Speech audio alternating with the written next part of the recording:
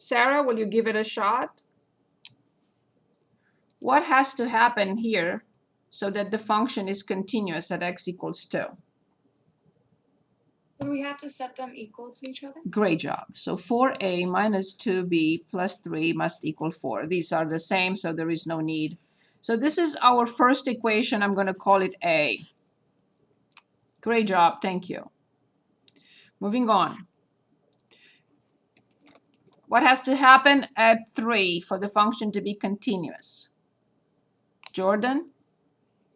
The limit from the left and the right and f of a have to all be equal.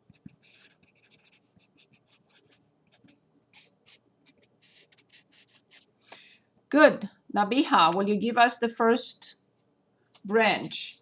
So the limit from the left of 3. Ax squared minus bx plus 3. Excellent. So ax squared minus bx plus 3. The 3 from the right, Mark. I know it's silly. It's the same thing. 3 from the right, careful. Negative. 3 from the right. Which function do I use for 3 from the right? Oh, the bottom one, 2x minus a Right. plus b. 2x minus a plus b. And finally, for f of 3, which one do we use for f of 3? Keelan? Which branch do I use for f of 3? Are you with us? Yes, I'm not sure. Okay. Carson? 2x minus a plus b. Thank you. Is that clear? Please ask any question if you're not sure about something. Okay, who would like to give us this limit and then this limit and then this value?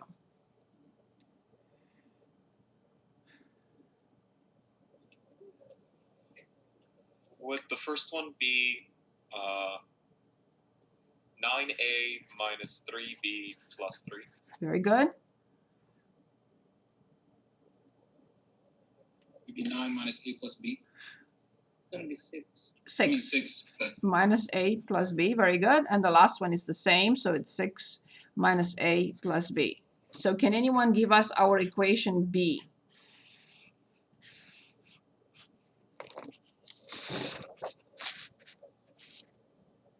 It's right here in front of us. Yep. Is it going to be 9a minus 3b plus 3 equals 6 minus a plus b? Good.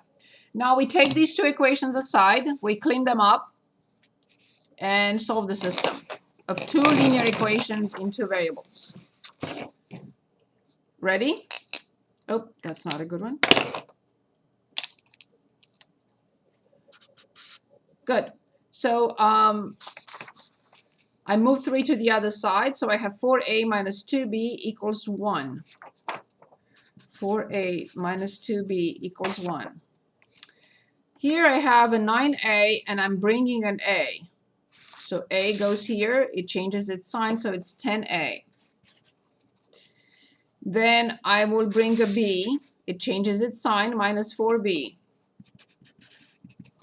And then I'm bringing 3 to the other side, and it changes its sign. 6 minus 3 is 3. Why wouldn't it be 9a squared? Because 1 apple plus 9 apples cannot be 10 apples squared. Well, no, like, I understand that, but whenever we're putting it into the original equation, aren't we I was trying to be funny. still squaring? Yeah, aren't we still squaring the a value? Like, if we're doing ax squared minus bx. Oh, I see. Okay, never mind. Good. So I cannot simplify in any way. It's up to you. What would you like to do? We can eliminate. I would rather eliminate b. So multiply the first equation by -2. So then I have 8a plus 4b equals -2. 10a, not plus, but minus 4b equals 3. And I eliminate B, get A, and then go back and get B. So I used elimination. So this is 2A, B is gone, and this is 1, so A equals 1/2. With A equals 1/2, I go back to the first equation. 4 multiplied by 1/2 minus 2B equals 1. So this is 2, negative 2B, 2 goes to the other side equals negative 1, and it happens that both are 1/2. So I have to rewrite the equation, plugging in what I just determined. So I have the first piece. You can leave it like that or simplify it. It doesn't matter. X plus 2 for x less than 2. Then A and B are 1/2. So 1/2 x squared minus 1/2 x plus 3 for 2 less than or equal to x less than or equal to 3. And the negative 1/2 plus 1/2 will go away. So I only have 2x for x greater than or equal to 3. What can you say about this function?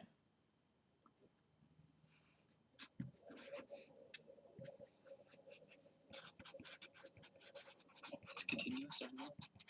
We made it continuous everywhere. It's guaranteed that the limit from the left and the limit from the right of 2, we impose that condition to find A and B. It's guaranteed that left and right is the same number at 2. It's guaranteed that left and right and the function value at 3 will be the same number.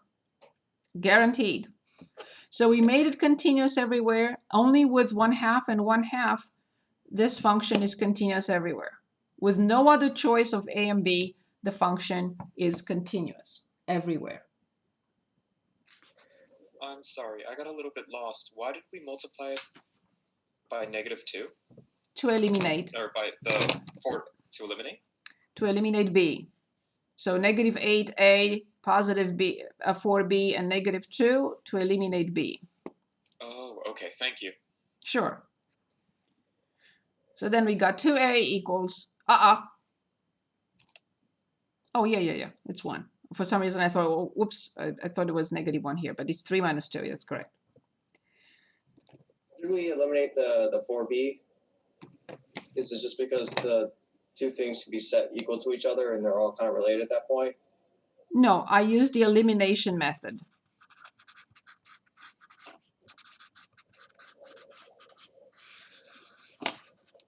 So the method of elimination says that if I decide to eliminate B, I multiply by the corresponding number, which is -2. So when I add these two term by term, this is 0. And now I can solve for A. Once I have A, I can go back and solve for B. If you have any doubts, and I always recommend that, I didn't recommend it at this point, but you're correct, I should have. So I can check the solution. So 1/2 here, 1/2 here, 1/2 here, 1/2 here. 4 times 1/2 is 2. So 2 times 1/2 is 1, with minus in front is 1. Check. 10 divided by 2 is 5.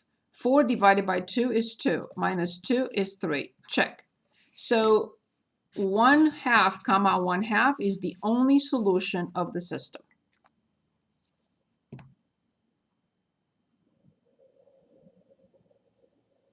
Well, we have other methods, but like Kramer's rule or inverse matrix or so on and so forth, even substitution, but it will be much longer than applying the elimination method. Can you eliminate A? Yes, you can, but you have to multiply the first one by -5 and the second one by 2. So I didn't want to multiply 2 equations. It was much easier to multiply this equation by -2 to get the opposites and get the 0. But you can eliminate A if you want. You'll get exactly the same answer. There is only one solution. These are two lines, and they can only meet in one point. Or all. Two lines can meet in only one point, or all. Infinitely many. If they are parallel, they can never meet. So there are either one point, like in this case, none, parallel, or all, same line. Is this okay? Mark, is this okay? Is it? I probably just forgotten what the elimination method is because I haven't done math. We forever. eliminated But B. Is We it just something you could do inside of a system? Yes. Okay, so maybe that's what I'm not realizing. Yeah. So this is solving a system of linear equations. Yep. Exactly. I gotta go look that up. Okay. Anything else? Other questions for me? Okay, then we are continuing with 2.6. And this is limits and infinity.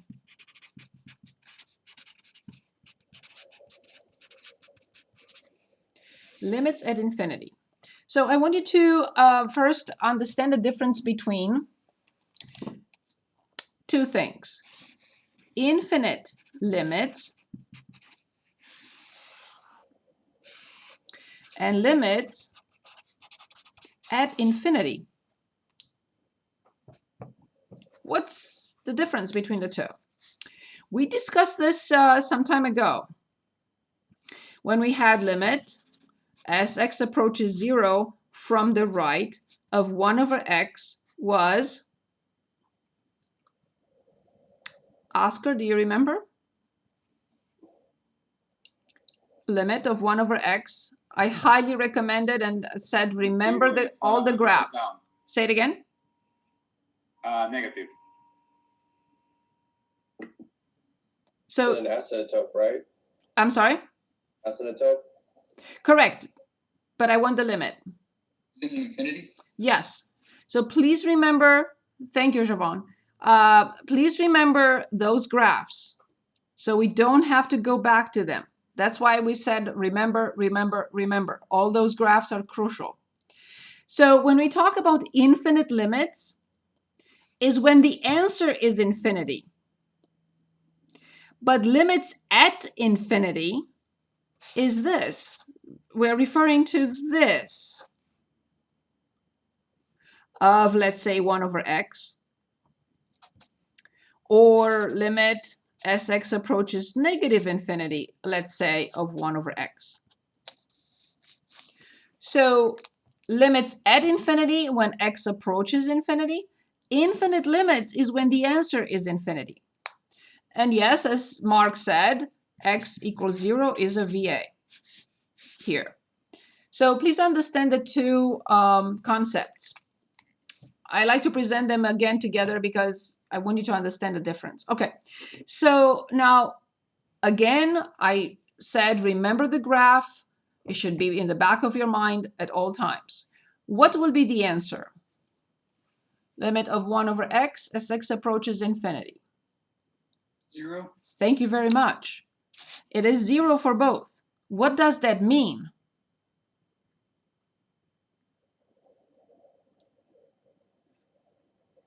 I don't want to name anyone because we haven't talked about this yet. Horizontal asymptote. Thank you very much. Who was that, Carson? Thank you. Y equals 0 is a horizontal asymptote. Great job. So basically, limits at infinity, they will not always give us a number. No, no, no. They will give us a number only when there is a horizontal asymptote. Other than that, it will be infinity. Okay, so when it is a number, it will be a horizontal asymptote. If it's not a number, it will not be a horizontal asymptote. Okay, and now let me refresh your memory quickly on few limits. Limit as x approaches infinity from e to the x. Limit as x approaches negative infinity from e to the x.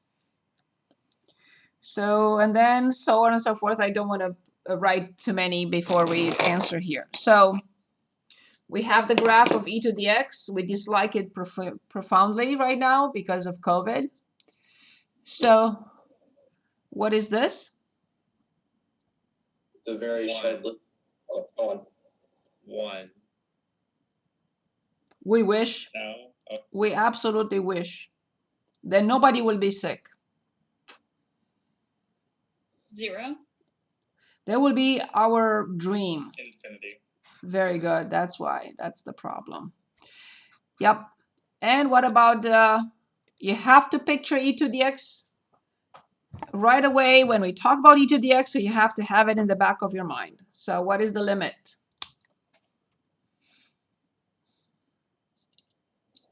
Negative infinity. This is only a positive function. It will never be negative if it's a pure. 0. Exactly. Which means y equals 0 horizontal asymptote at negative infinity only. Okay, limit of natural log x as x approaches infinity.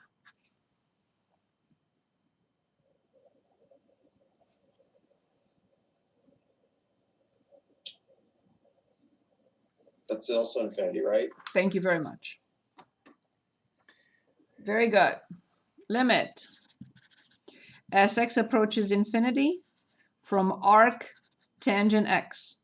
The graph should be in the back of your mind because we talked about it and I said, please, I don't want to talk about them again. Of course we will if we need to. There is no question. Try to be funny. Okay. Arc tangent x. Pi over 2. Thank you very much. Which means till you answer, I can sip more. What is that? Horizontal asymptote? Absolutely.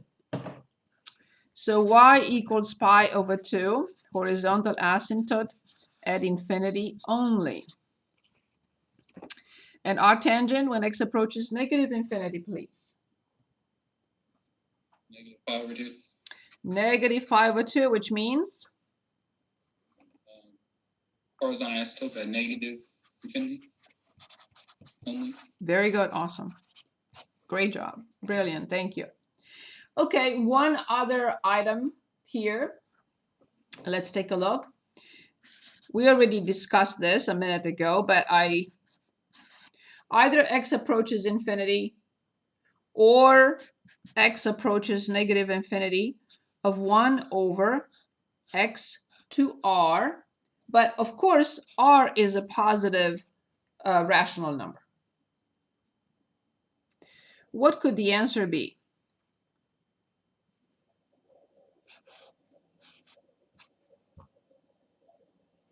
We already discussed it here. You already gave me the answer.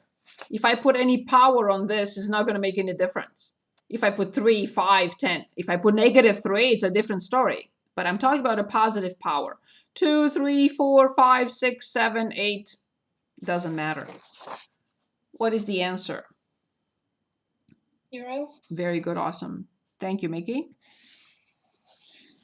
So please remember that.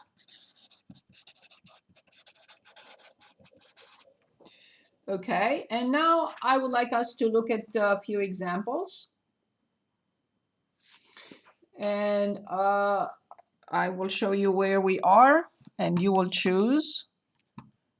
If you don't, I will. So this is in 2.6. Exercises.